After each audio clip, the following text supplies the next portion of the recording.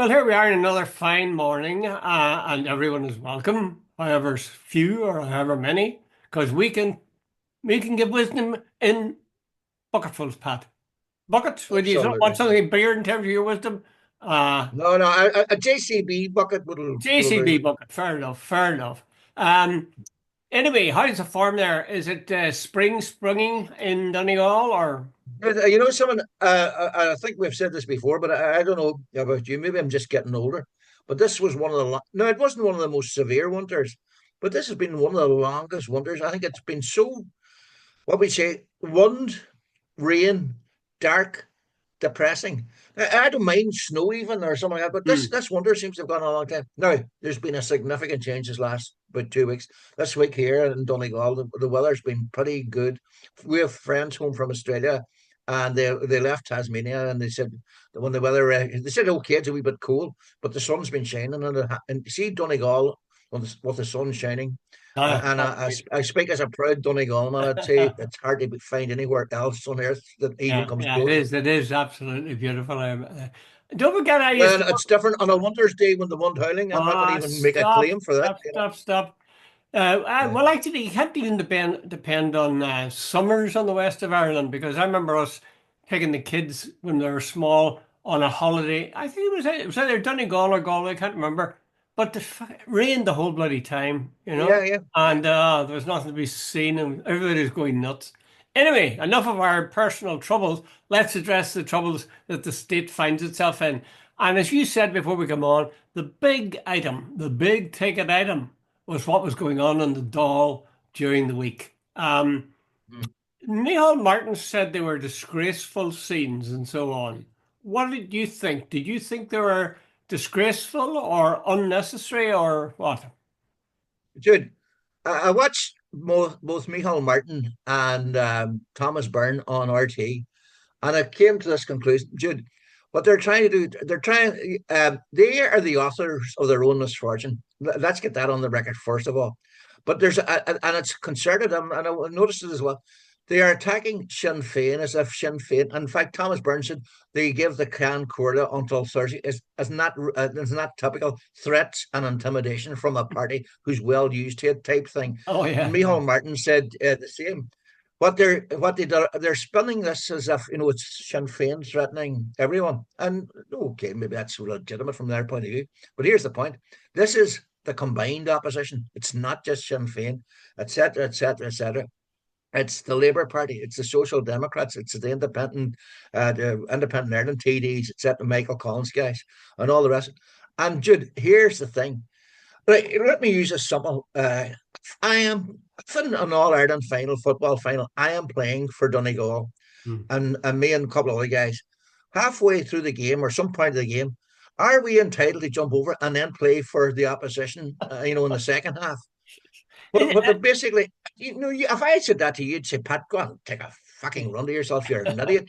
But this is what the government are trying to do, and Jude, it's Is as simple as that that. really what they're Uh, trying to do? Is it as and that's clear cut as the that? question.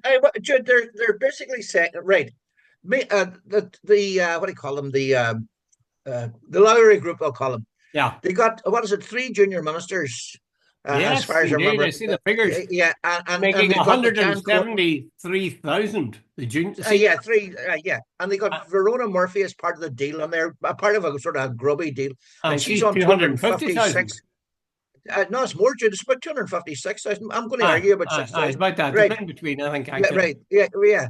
So, and as well as that, and then they're saying that the other ones who are part of all this deal then should be allowed to speak and use opposition time and all. And Michael Martin seems to be trying to play down all this for 8 minutes. No, it's not about 8 minutes, dude. It's about the whole concept of democracy and holding people to account and so on. And they pulled a stroke to look after Michael Lowry. And by the way, Jude, let's move on a wee bit. On it wasn't edifying, and some of the stuff maybe said to Verona Murphy wasn't really nice. But the government didn't cover them, hasn't covered themselves in glory. Verona Murphy hasn't exactly been a shining light of impartiality either. And Michael Lowry put up two fingers to Paul Murphy on the last day. So, Jude, I don't know where the resolution of this is, because I think both sides have become really, really entrenched. But I think that this was stroke politics by the government, and it's up to them to resolve it. Well, one of the things that caught my attention was, and I hadn't been aware of this, but the Irish Times seems to be suggesting that the election of Verona Murphy to Cancurla was part of the deal that was struck with Michael Good Lowry. question. Is that correct? Aye. They needed X number of TDs, and but the old deal was that all the TDs voted without a whoop for whoever they wanted to be the T. This Fianna Fáil and Fine Gael TDs were told to vote for Verona Murphy because that would ensure they were in government, etc., etc., But etc. were they told to do that by Michael Lowry? Was that part of Michael Lowry's No, no, package deal? they were told that by the leaders of their individual parties, Michael Yeah, Martin yeah, but and Simon Harris. yes, but that could be the case. But what were they saying that because Michael Lowry had made that an integral part of the Oh deal? yeah, that was part of the deal. Yeah, absolutely. They were I remember hearing beforehand, long beforehand, that Verona Murphy was almost certain to be the new Concordia. Jude, how did they know that? If beforehand everybody was entitled to a secret ballot, the Uh, deal was because done on that. I mean, the question I'm asking is, was that at the promptings of Michael Lowry, and is that Yeah, she was part accepted of as us. being fact? I Because without I didn't question. know Yeah, that. I didn't know that yeah. before. Oh I no, knew. no, there's no doubt about that. Jude. That's not even up for a debate. Well, isn't that a bit So that was part of the ridiculous? deal. Isn't that a bit Yeah, ridiculous that this yeah. Michael Lowry or anybody should do a deal that's saying so and so is going to get 250,000 Yeah, a so year? the deal was to get Lowry's group to support the government, Fianna Yeah. Fáil and Fine Gael. By the way, they're one party nowadays. I think we should just call them Fine Gael or Fianna Gael because there's no distinction anymore. Anyway, but getting back to the point, So for Lowry, yeah. Murphy got a deal for what his three junior ministers, and it was Lowry led the Four. negotiations, and he got Aye, and he got two super Lowry got juniors, two super juniors yeah. at 173,000, I think it is, and the two juniors at 160,000. So, and by the way, the only legislation passed or rules passed is to get them their wages and the Dáil. And Jude, we're 140 days since the Dáil was elected. Not a committee has been set up. No legislation has been passed, and there's been complete, almost uproar. Hmm. All for and it's a grubby. Hey, Jude, if you check. I don't know if you've read the stuff in the Irish Times this morning or, in recent days. Michael Lowry, Justin McCarthy had a very good article in the Irish Times this morning. Basically, she said, this man has created more trouble, Lowry. And like, Jude, he Ben Dunn, according to the Moriarty Tribunal, paid for his house extension. And Mike, what do you call him, Dennis O'Brien, apparently said there was a sort of corrupt intervention to ensure Dennis O'Brien got the ESAT license for the third telecommunications system in Ireland. And this is all, a High Court judge said all this. And here's a man, he's now sort of like the kingpin in Irish politics. And all this is because of a grubby deal between Fianna Fáil, Fine Gael and him. Well, two things, Pat. Because a man has a past, should he not be allowed to have a future? That's one thing. Well, you answer me that one first of all. Uh, The fact no, that he did what he did, and I think people are more or less agreed that Moriarty Tribunal were on the money as to what he was up to and getting these yeah. backhanders from Ben Dunn, from Dennis O'Brien, etc. But we're talking now, how long? 30, 40 years later. Should he not Uh, be accepted as he no, stands? no, no, hold on. If this guy had a private life, he would have been in jail, etc., etc. But because he was a minister at the time of Dennis O'Brien got his license, and he had a refrigeration company. By the way, Justin McCarthy says he Dunn Stores give the refrigeration staff something like 35,000 or 34,000 pounds back in the day. And Larry never let on to him. He pocketed that as well. Like, so on. Dude, the point of it, he is not someone. This is public life we're talking about, Jude. You Yeah. should not be in public life if a high court judge says you're inherently corrupt. Yeah, well, that's not what the people of Tipperary think. But They no, have been but that's returning him. Is that not he should not. He democracy in should not. action? Is that not that's Yeah. Michael says that's democracy in action. No, it's not, Jude. That someone like that's like saying let's elect Al Capone. I think there are certain things. Yeah, I know. By the way, there's probably sure. What do you call him? The drug dealer in Colombia. He played Robin Hood. He used to drop money into poor people's pockets and all the rest of it. Mm, That didn't mean he was corrupt. That didn't mean he was a bad influence in the overall society. You mm, know that because he helped the poor mm. didn't make him a good person. Yeah, yeah. What about those super junior and junior ministers? Did those posts exist before now? I think one of them might have. I think there's two more created. Jude, this is the most bloated government. At the sort of the top table type thing. Yeah, I think the Super Junior might have existed before. I'm not 100% What certain. I'm Actually, I getting can't at, what really I'm answer. getting at But is, they definitely created a couple of new positions. That's for certain. what I'm getting at is, are these guys, are these posts really necessary? Because they're sucking off a lot of public money. In Absolutely. addition, but is that, I wonder, is that in addition to their money as a TD or not? They get a basic salary and then they get a ministerial salary. No, No, I'm no, not sure. I'm No, not I certain think, there. in fairness, I don't think it's additional. Okay. I think what do you call it? I think the TD is on someone like 100,000, but if you're a junior, you get another 77,000 on that or Not whatever it bad. is. Not That's bad. Not nice. bad. Tell us this, Pat. One of the most popular pictures in all of the Irish newspapers, I'm sure, is this during the week. Yeah, Michael Lowry giving the two fingers and smiling. I don't know who it was. Was it somebody in Sinn Féin, maybe? Now, that's a mockery of people, and saying, I don't give a yeah. damn. But is it a mortal sin? I mean, it's a bit of a, I thought you could see it as a bit of a jokey sort of expression. Yeah, but here's the point, Jude. If you're saying that the Parliament of the people, with the status and the gravitas that should, and the example it should be shown to the people, you should be held to a standard way. Like me and you giving somebody the two fingers during one of our podcasts, like ourselves and our viewers are not going to get too excited. But when you're at the Parliament of the people and the world is watching. By the way, Jude, as far as I know, a lot of that stuff went around the world, about the uproar in the Oh, it Irish did. Parliament. It did. It Yeah, did. yeah. And then, that doesn't, it's not a good image, Jude. It really isn't. And I don't think I think it ill behoves somebody who's elected to putting two fingers up to a colleague. And by the way, apparently beforehand he was doing this to somebody, to some of the opposition, that you're got a screw loose type Uh, thing. uh, uh. And by the way, not Pierce Dirty, McLaughlin, Sean McLaughlin, All right, McLaughlin. Parry, Jesus, senior moment there, was on Highland Radio, the local station here, and he said, he said it was a stitch up beforehand. He says there are people in his party and maybe himself. He said, Mary Butler, who's the chief whip of Fianna Fáil, and Verona Murphy says when Verona allegedly ran through the vote, she says the next thing she says, Mary Butler went thumbs up. So in Mm. other words, but here's the other thing. By the way, just as an aside, Verona Murphy is quite a polarizing person. She was quite acerbic, quite as a TD. She fell out with Fine Gael, and some of her contributions in the Dáil were less than sort of what you say emollient or or Mm. diplomatic.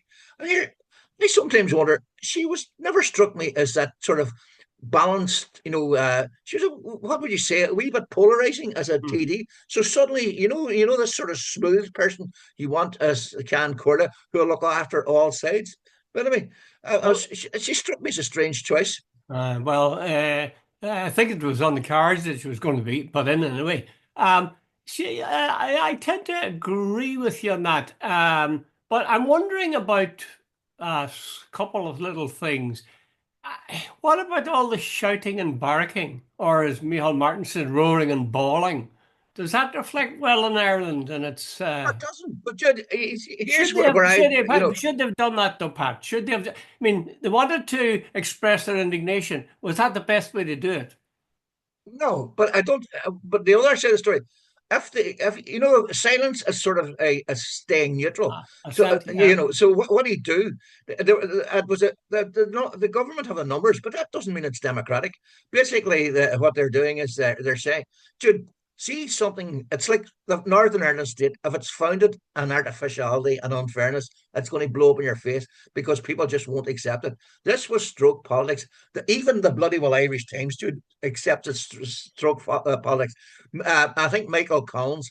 I read an article yesterday. You know the independent and grouping who are opposed to Michael Lowry. He said 70 to 80% of the people out there support them. They know what's going on and they don't like it. In fact, it's reflecting very badly on Fianna Fáil. It comes back to the old days of stroke politics where people got looked after and, often with, sort of no sort of moral judgment needed. Mm-hmm. It struck me, when Michael Lowry was given the fingers, I was thinking to myself, who's he doing? Who's his audience for that? And I thought back to Ian Paisley in the Oxford Union when he held up Yeah, the wafer, communion wafer, and said, yeah, the Roman Catholics are saying this is the blood and body and sinews yeah. and bones. Oh, rubbish. He didn't say it was rubbish, but that. And he said later on, he wasn't saying addressing the Oxford Union, he was addressing the people back home in Ballymena. I was thinking to myself, isn't it perfectly possible that the two fingers were given not because he wanted to particularly annoy whoever was in the receiving end of it, but so the people, his locals down in Tipperary, because those are the only ones I'm sure that he's only thinking about, they would say, God, good on you, Michael. My God, you told them what for. You laughed That's at yeah, all the indignation of them. Jude, And you're you a gave them hundred fingers. percent right. Paisley, when he went to Europe, didn't give a shit what the Brits said him. Didn't give a shit what the Europeans said him. Didn't care. He was playing to the gallery back in Ballymena. That was the only. They were the people who elected him. He topped the poll there. They didn't count his votes. They used to weigh them. That sort of thing. And they were, and he was the big man in Ballymena, and he was certain of election, etc., etc., etc. I think Lowry, I don't know what. Maybe he's a very good TD in certain other ways, But Jude, the point is the bigger issue, Jude, is this was stroke politics. Fianna Fáil and Fine Gael, particularly Fianna Fáil, looking after these people. They were getting them in to support the government. They created the position of Can Corda for Rona Murphy. I think it's all in three or four junior ministries at 170,000 or thereabouts for each of them. It's a lovely little job, and it's a grubby little deal, and it's back ended on them. You've got a Vanna back check, what the guy Murphy, or what the guy from Keane, whatever his name is, from the Social Democrats. You've got Sinn Féin. You've got Paul Murphy. You've got Richard Boyd Barrett. All I'm saying, wait a minute, we are not playing this game. It's not just one group. This is the first time in my life I've seen the entire opposition saying, wait a minute, you're not pulling this stroke. Well, you said that your wife, I think it was, said, yeah, I'd mentioned the fact that this was binding or maybe it was somebody else said, that this is binding together the opposition, which up to now they were cursed with this. They were like mice at the crossroads. All of them have Yeah, their own wee bit, but that this is pulling them together and showing to them what they might be achieved if you worked together. Do you think they're yeah. likely to have learned that lesson for long term or even medium term? Yeah, well, Thomas Byrne was on RT, the aforementioned Thomas Byrne, and he said Sinn Féin and the B team opposition. So he's trying to sort of say, yeah. And Micheál Martin made some comment as well. The Labour Party, I'm so disappointed, but they'll learn about this thing about Sinn Féin. It's almost as if Sinn I Féin are saw sort of, that. I heard that. black people in Alabama in 1930. Don't touch them. This sort of stuff. Dude, by the way, I remember a certain Sinn Féin guy I knew. And he said to me every time they come out with something like that, he says it actually helps us. But here's the thing: Micheál Martin definitely has some sort of what we say, Jude. Fascination's the wrong word. Sort of, he's almost obsessed with Sinn Féin. Well, Mary Lou McDonald is suggesting now, well, they're hinting at it, that there's some sort of hold that Michael Lowry has on Micheál Martin, Fianna Fáil, and the She rest. said that a couple of times. Now, what do you think that would be hinting at? I'm not I sure. don't We know. don't know, of course. I really So it's don't just know. speculation. But what might it be? Might it be that there was That something? I haven't a clue. See, Michael's been, Funny you say that, Jude, because she said it a couple of times. I was going, what's she hinting at there? I don't know. because yeah, I just found it a bit strange. Because if you think about it, Micheál's term of office, his time in Parliament or in the Dáil, is almost the exact same thing as Michael Lowry. Michael Lowry's been there for Yeah, something like 40 years, and so has Micheál. So, it'd be, if that was the case, that would be just, actually, that'd be yeah. curtains, But I think. Jimmy, you look at it, I guess there's 15 or 16,000 people homeless. There was, so what was it, eight was it 8 million or eight, I can't remember how much for set aside for children with special needs that wasn't even touched. Yeah. Uh, there's no legislation going through. There's no scrutiny committee set up, etc. All because of this deal. And you got to ask yourself, the government, do they think it's worth it? But Pat, tell me this. Micheál Martin says it's all this fuss is about 8 minutes of No, it's talking not about time. 8 months. That's Is that right or wrong? that is not right. Catherine Connolly, who the Galway West TD or Galway East TD, I'm not quite sure. She was the last Can Corda, and there was a Fianna Fáil guy or a Fine Gael guy, Patrick O'Donovan was on, and he tried to say it was all about 8 minutes, and she was the last Can Corda in the last, and she said this is absolutely untrue. She says it's all about the whole thing. And she says basically it's a con job that 1 minute they're letting on they're in opposition and the next minute they're in government. She says, and there's a duty on any democracy of the opposition to hold the government of the day to account. She says once that line gets blurred, that sometimes people are on the opposition speaking for the government. She says that the whole democracy, and she says it's symbolic, and it's all, but she says it's also real politics. Yes, but Pat, if in fact we're talking about real politics, if it's literally 8 minutes, It's then not, Jude. It's not. It's about all no. I apparently. mean, is it There, more? Is it true that only 8 minutes of speaking time was be allocated to these people? no, I think of that, but there was also Jude. There's also complications about committees, about different things are going to happen, so on. So Well, I'm not sure what the, but I'm taking somebody like Catherine Conley, the Galway East, when she was on, she understands the working of the Dáil, and she's always come across to me as a very reasoned, logical, middle of the road mm. woman, and she said this is a lot more and all the rest of it, about the sort of the way the working. And she says it's deliberately designed to confuse that the government. She says want to be in opposition and government at the same time. It's Yeah. a bit like the Trump sort of thing, create all sorts of confusion and get away with murder.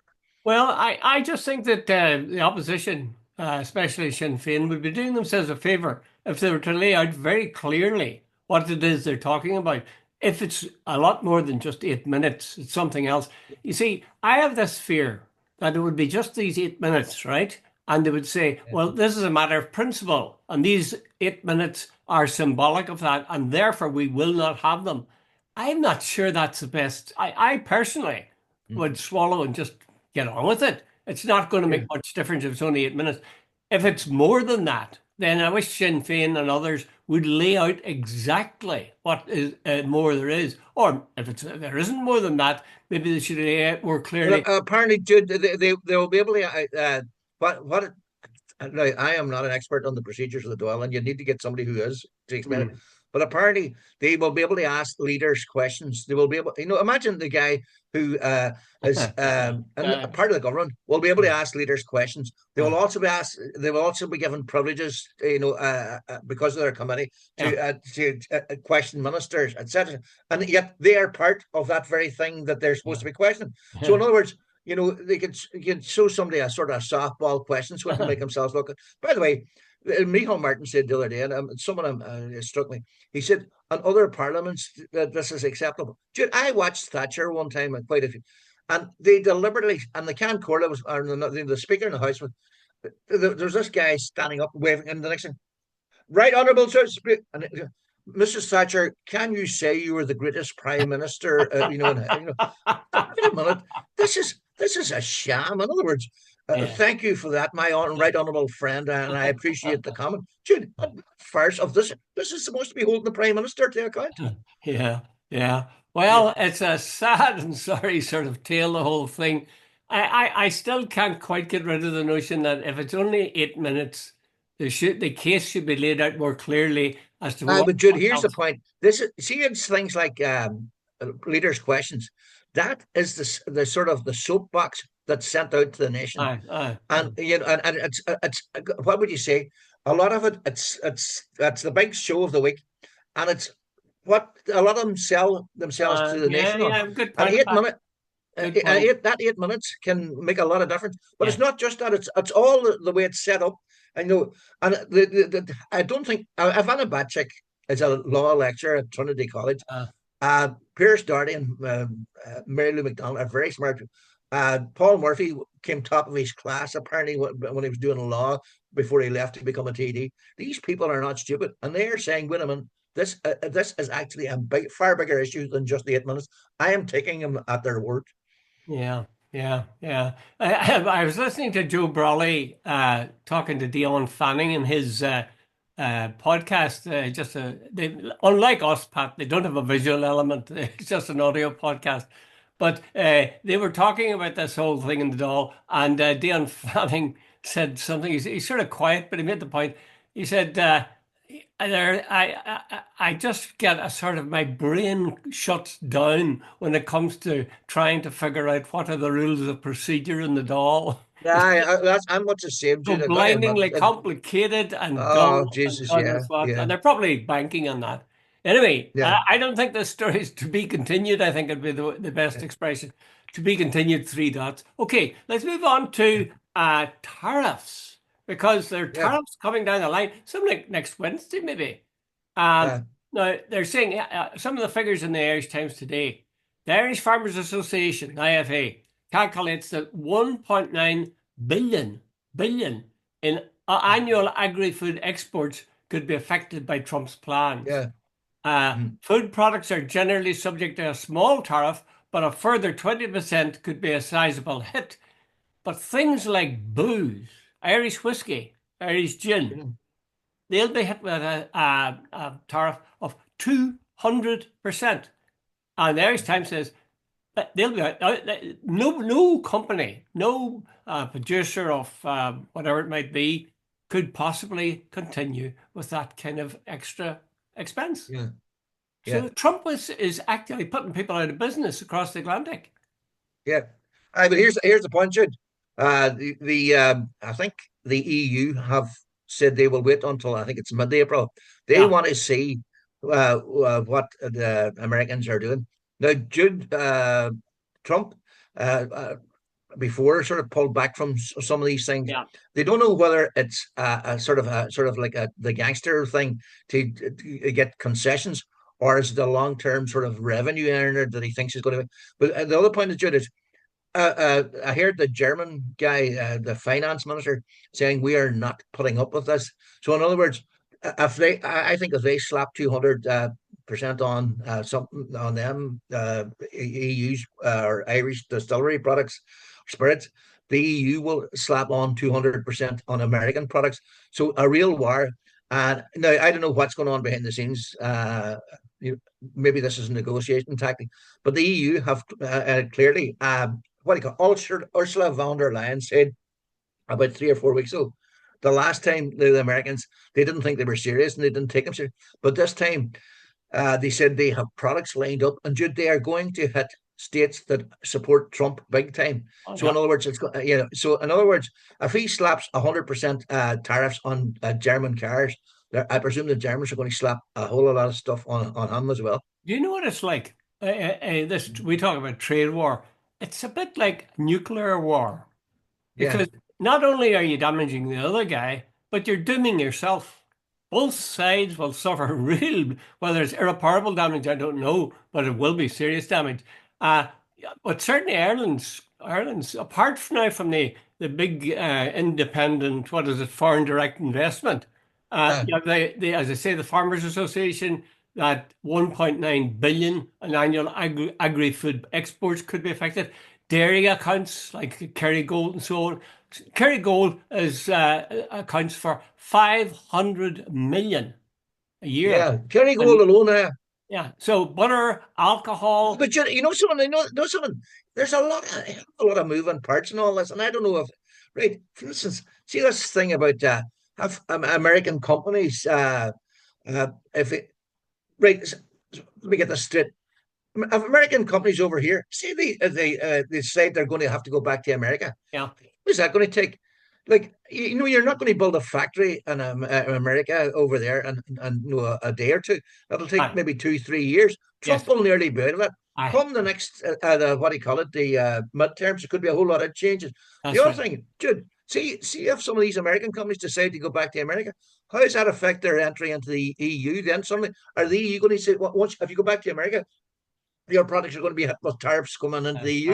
I Oh don't yeah. think it's as simple. I Yeah, think it's a sort of a longer term thing than many of us think, that the yeah, danger is there, but it's not as imminent perhaps as we think. Anyway, let's in the last 2 minutes, let's talk about this. So again, the Irish Times was the one that drew my attention to it. It was about these unnecessary operations. And Pierce Stardy, your TD or your county's TD, yeah, was the one who was at the back of it in terms of exposing what had occurred. A draft report has established that 561 hip surgeries on children since 2021. This report found that 79% of the surgeries at one hospital and 60% at another hospital did not meet the threshold for surgery. So these kids were having hip operations they didn't need. yeah, That flies in the face of all I've thought about the medical profession. I always thought the medical profession were very ethical, didn't they swear in a yeah. Hippocratic oath, etc. Do Mm. you believe this stuff is true? And are these Dude, wrong? the government seems to think it's true. One family, the quick version is they were told their daughter needed whatever they had this. I think it's called dysplasia and need two hips Yeah, done. They were suspicious and they went and got a private a second opinion. And the person, the doctor, the consultant they got says not only does he not need it, it doesn't even have the condition. yeah. So, Jude, they're saying that these operations were done purely for financial reasons. And the person behind, there's a whistleblower, apparently at a senior level, how senior that is, has disclosed all this. So, Jude, and apparently the government are acting, your man, the minister, Pascal Donoghue, we're taking it very seriously. Yeah, but you see, the fear is it's deeper than that. If this could, this is exposed, that could be the tip of the iceberg. Must be the tip of the, I mean, why should just Yeah, one particular area show doctors putting money before medicine or before yeah, the welfare of their patients? Geez, yeah. that's scary. That's scary. If you go Uh, into a do you doctor, remember years ago when children were in, the illegitimate children? Remember they used to do sort of we what do you call them on them? We medical experiments. Dude, there's sometimes the medical profession doesn't.